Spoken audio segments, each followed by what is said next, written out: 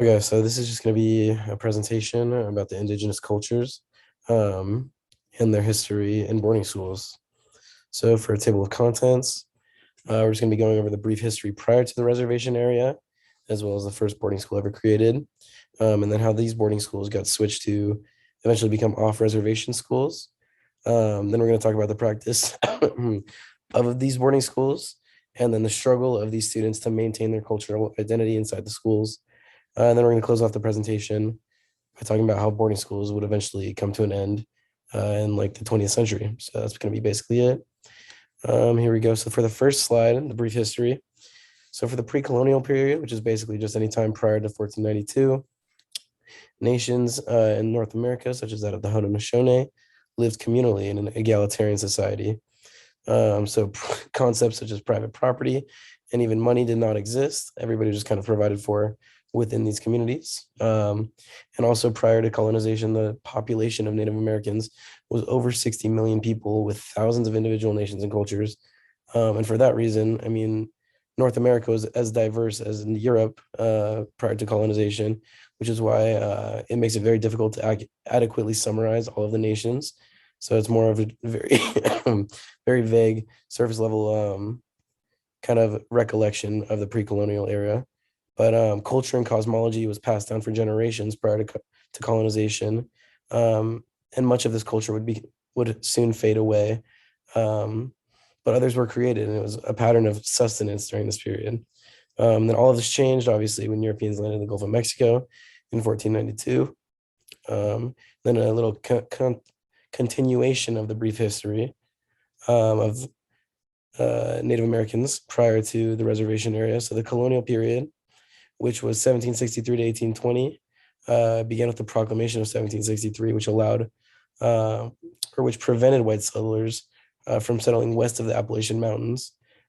These settlers, though, eventually did settle west, and they kept moving west all the way to the Pacific for both monetary incentives, such as land, farmland, and like things like gold and such. But then they also had the belief in like their racial right to the land, which is the case in Manifest Destiny.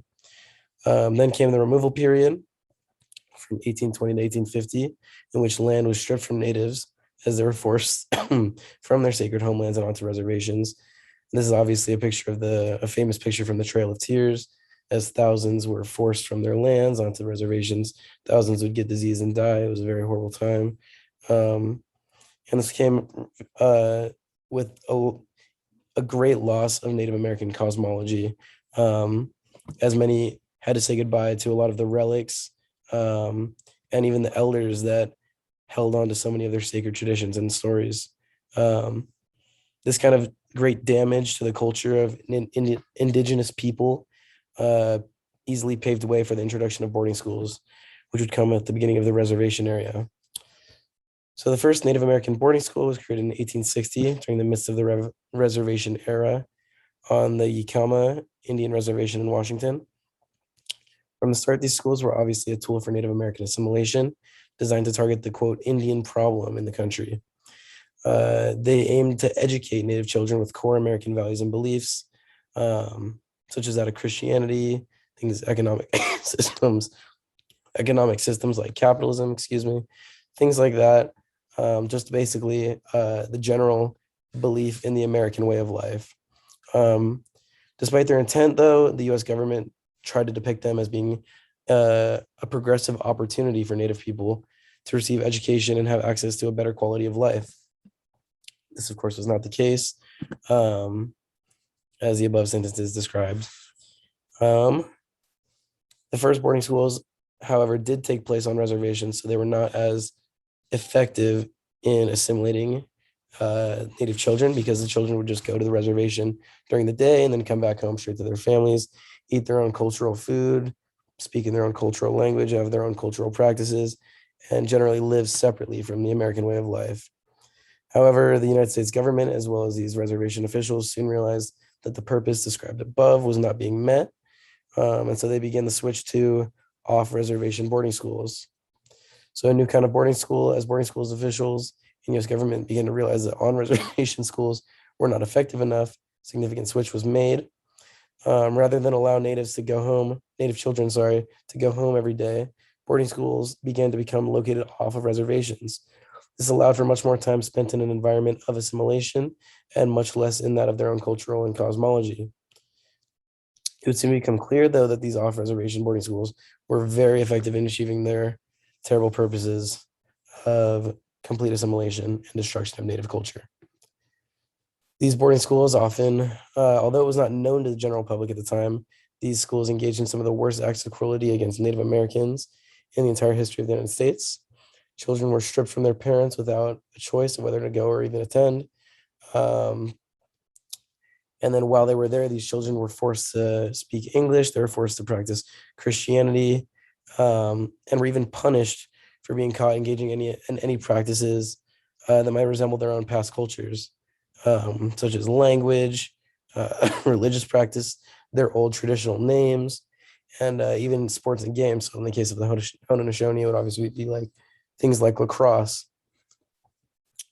And there's a famous story called Not Because of Any Objections, in which the author Natalie Diaz recites it was a letter from a boarding school superintendent to a native chief, written about a time that said superintendent cut the young chief's hair when the Native American boy attended a school.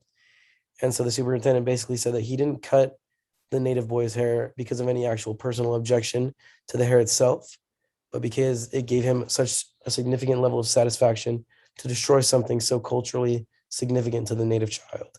Because native hair is obviously, as you can see in this picture, very significant. It's grown out for many cosmological reasons, and it's rarely cut. So to have it be forcibly cut when these children enter these schools is obviously very destructive to their own culture, and very damaging at the same time, to the point where cosmology of their own past cultures was all but forgotten in many cases. However, there was often a struggle for cultural continuity. Many of these children did things in order to maintain their own culture. So every day living in boarding schools was a struggle to maintain their culture. But because Native children were beat, they were starved, they were even verbally and sexually abused for showing any signs of their past lives. However, many children often did everything that they could to resist the effects of assimilation and hold on to their own cultures. These things would include things like hunger strikes, running away, using native sign language, using pictographic writing, and even burning down boarding schools in some cases. And then there's another famous story from a man named Ernest Knoxoff, who became a symbol of resistance for native children in boarding schools as he engaged in a hunger strike to maintain his own religion and language, eventually dying for it. As more and more stories like that of Ernest Knoxoff surfaced, boarding schools became under fire with members of human rights groups and even the US government at times.